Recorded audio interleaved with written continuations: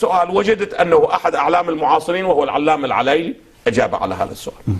قال: يخطأ الباحث في التاريخ إذا تصور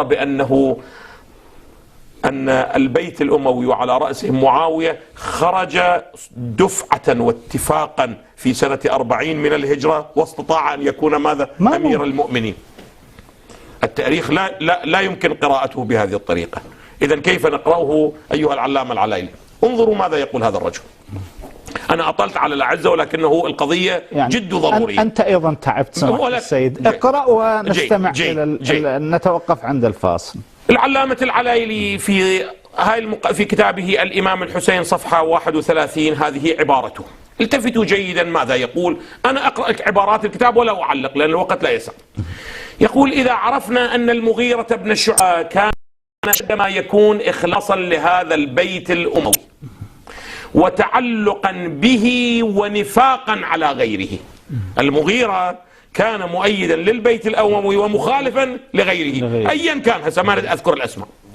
وعرفنا أن أبا لؤلؤة كان غلاما للمغيرة بن شعبة. وهذه عجيب من المفارقات أنه هذا الفارسي كيف صار من الناس الذين غلاما للأمويين الذين هم أشد الناس تعصبا للعروبة. هسه هذه المفارقة التاريخ لابد يجيب عنها. وعرفنا أن هناك حزبا أمويا يعمل له المغيرة. هو يذكر الشواهد أنه هذا الحزب بعد الطلقاء بعد فتح مكة مباشرة ماذا؟ تأسس. خرجت لدينا قضية مترتبة الحلقات متوالية الوقائع على نسق طبيعي واضح. يقول: إذا وضعنا هذه الحلقات واحدة إلى جنب الأخرى نصل إلى نتيجة. ما هي النتيجة؟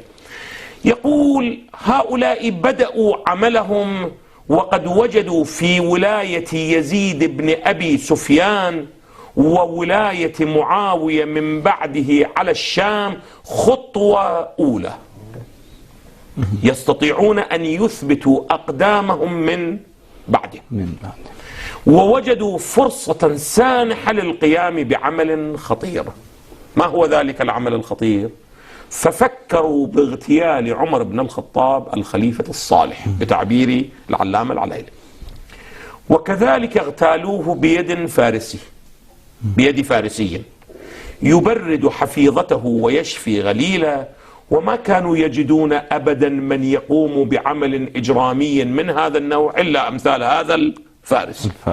ولكن هو يعلق يقول: ومن هنا يظهر أن اغتيال عمر لم يكن بفكرة فارسية أبدا، فكرة أموية بمنفذ فارسي. أحسنتم. هذا الذي أنتم الآن تجدوه في العصر وأعطى ثمارة إلى يومنا هذا. يحاول بعض أتباع النهج الأموي والكتاب الأمويين أن يلصقوا القضية بالتشيع وبالفارسية وحتى يبقوا هذا الجرح قائم إلى قيام الساعة.